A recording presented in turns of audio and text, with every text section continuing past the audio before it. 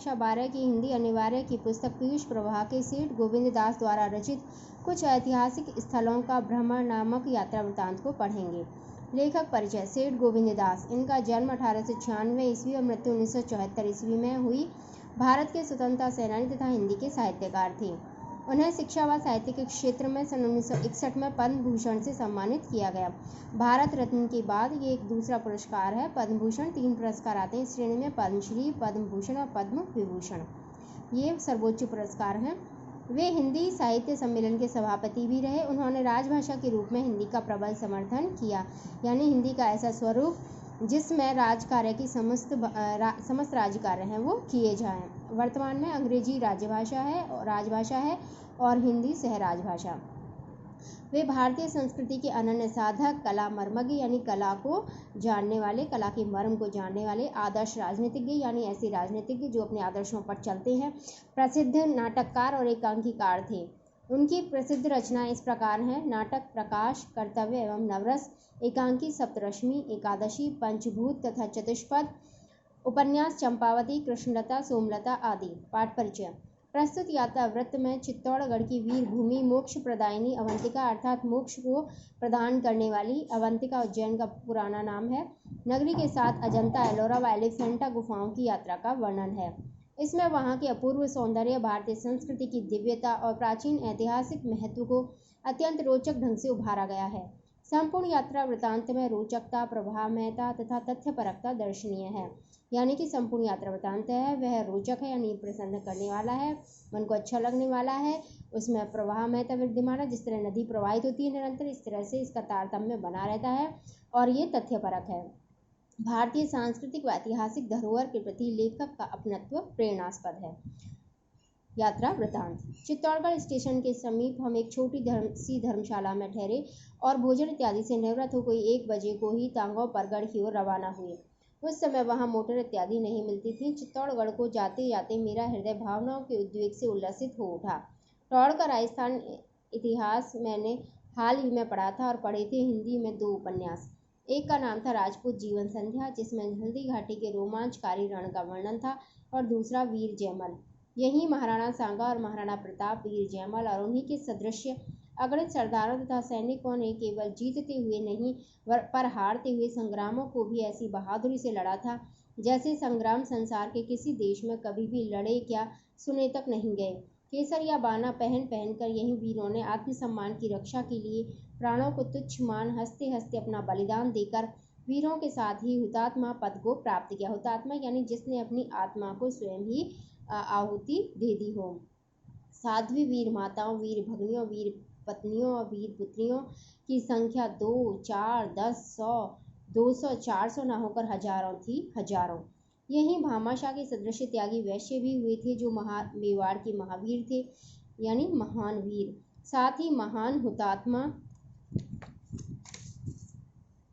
सूर्यवंशी सिसोदिया क्षत्रिय नर नारियों ने जहां संसार के इतिहास के अभूतपूर्व तथा अद्वितीय, अभूतपूर्व जो पहले कभी भी नहीं हुआ हो तथा अद्वितीय जिसके समान दूसरा कोई न हो, ऐसे शौर्य और जौहर की अमर गाथाएं गढ़ी थी, वहीं आज हम जा रहे थे। चित्तौड़गढ़ एक पहाड़ी पर है। जैसे जैसे तांगा इस पहाड़ी पर चढ़ता जाता था, मेरी आतुरता वहां की वस्तुओं को देखने के लिए बढ़ जाती थी। आखिर हम चित्तौड़गढ़ में पहुंचे। गढ़ की दीवारें और उनके बुर्ज खंडित हो गए हैं। करीब करीब सारी इमारतें जमींदोज हैं। जमींदोज यानी जमीन में समा गई हैं। उन खंडरों के बीच खड़े हैं 2 स्तंभ, कीर्ति स्तंभ और विजय स्तंभ। कीर्ति स्तंभ पुराना और जर्जर है, किंतु विजय स्तंभ उसके बाद का, साथ ही वीरता के इतिहास का सच्चा प्रतीक है। इन 7 खंडों वाले विजय स्तंभ को देखकर मुझे भारी हर्ष हुआ। कला और सौंदर्य की दृष्टि से भी यह विजय स्तंभ अपूर्व है। फिर उसी महान वीरता का इतिहास इस विजय स्तंभ के साथ है। यद्यपि इस गढ़ में देखने योग्य बहुत कम रह गया है, तथापि मुझे तो इसका एक एक पत्थर, इसकी धूलि का एक एक कण भिन्न भिन्न प्रकार से, भिन्न भिन्न ध्वनियों में, भिन्न भिन्न रागों द्वारा वीर गाथाएं गाते जान पड़े। यानी कि इनको यहाँ पर ऐसी अनुभूति हुई लेखक को कि उन्हें तो ऐसा लग रहा था मानो संपूर्ण वीरता है वह उस धरती के कण कण में से और उनको वीरता की गाथाएं सुना रही हो। इन पत्थरों पर मुझे उस काल की पढ़ी और सुनी हुई एक एक घटना नृत्य करती सी जान पड़ी। यद्यपि वहाँ की देखने लायक चीज़ों को हम लोग थोड़ी ही देर में देख चुके, परंतु मैं तो संध्या पूर्व इस स्थल को छोड़ ही न सका। इधर से उधर और उधर से इधर न जाने कितने बार आवारा सा भूला सा घूमता फिरता रहा। एक एक जगह को न जाने कितनी बार देखा। मेरी ऐसी दशा अब तक की यात्रा में कभी न हुई थी और न इसके बाद ही हुई। मेरे साथियों को मेरी मुद्रा और दशा पर कुछ आश्चर्य भी हुआ। कुछ लोग हंसे भी, कुछ ने कुछ मजाक भी उड़ाया, परंतु मैं तो अपने आप में नहीं था। जब अंधेरा होने लगा तब साथियों ने जोर देकर वहां से चलने को कहा। चलने से पूर्व इस स्थान की धूली लेकर बार बार मैंने अपने मस्तक पर लगाई और जिस प्रकार बड़े बड़े उत्सवों पर मैं मंदिर में भगवान को साष्टांग दंडवत प्रणाम करता था, साष्टांग दंडवत प्रणाम यानी कि दंड के समान संपूर्ण अंगों से प्रणाम, दंड के समान लेट करके, उसी प्रकार प्रणाम मैंने उस पवित्रतम विजय स्तंभ को किया। प्रणाम के उपरांत मैंने हाथ जोड़ मन ही मन प्रार्थना की कि जिन वीरों की अपूर्ण कृतियों का यह विजय स्तंभ प्रतीक है, उनकी कृतियों में जो शौर्य, जो त्याग, जो कष्ट सहिष्णुता थी, मुझे भी उसका परमाणु अंश बराबर तो प्राप्त हो। जीवन में अनेक जोखिमों के अवसरों पर मुझे यह विजय स्तंभ याद आया है और इस स्मरण ने मुझे नव साहस और नव स्फूर्ति प्रदान की है। चित्तौड़गढ़ छोड़ने से पहले हमने वह स्थान भी देखा जहां वीर जयमल को गोली लगी थी और उन्होंने वीरगति प्राप्त की थी। इस स्थल के दर्शन से हृदय और अधिक गदगद हो गया। रात्रि को रवाना होने के पहले हमारा भोजन स्टेशन के निकट बना था, कुछ वृक्षों के झुरमुट में, और यह था मेरा प्रिय भोजन, दाल बाटी चूरमा। पर लाख प्रयत्न करने पर भी आज ये कौर मेरे गले न उतरते थे। चित्तौड़ से हम उज्जैन आए। सप्त मोक्षदायिकापुरियों में, सप्त यानी 7 मोक्षदायिनी जो नगरियां हैं उनमें से एक पुरी है अवंतिका अर्थात उज्जैन। ऐतिहासिक दृष्टि से भी भारतवर्ष के गौरवपूर्ण समयों की यह एक राजधानी थी, परंतु महाकालेश्वर के एक नवीन मंदिर के सिवा यहाँ हमें क्षिप्रा के अतिरिक्त विक्रमादित्य या भोज के काल की कोई वस्तु न मिली। हमारी इस यात्रा का उद्देश्य तीर्थाटन न होकर ऐतिहासिक वस्तुओं का निरीक्षण था। हम अपना असबाब यानी कि सामान स्टेशन पर भी छोड़ गए थे, अतः क्षिप्रा के जल का आचमन और महाकालेश्वर के दर्शन कर हमने कुछ घंटों में जलगांव के लिए उज्जैन छोड़ दिया।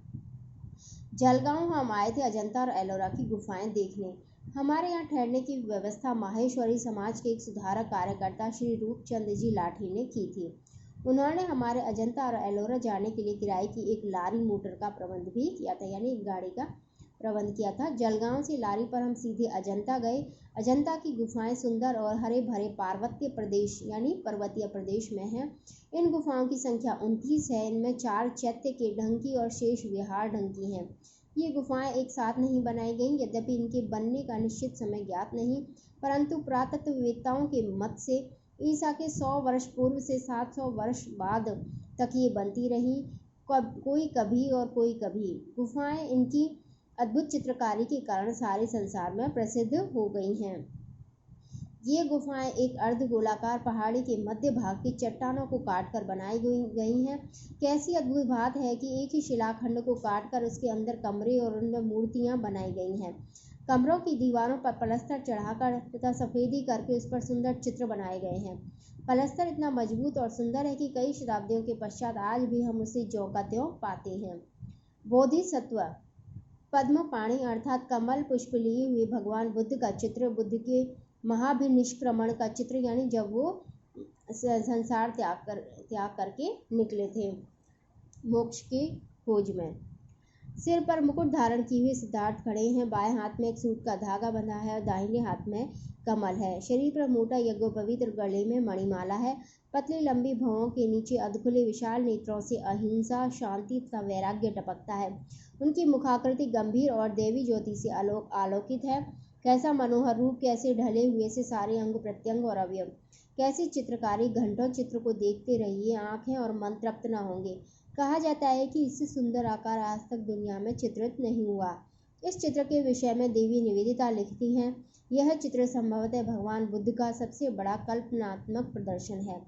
ऐसी अद्वितीय कल्पना का पुनः साकार हो सकना असंभव सा ही है। आज के लिए यहीं तक।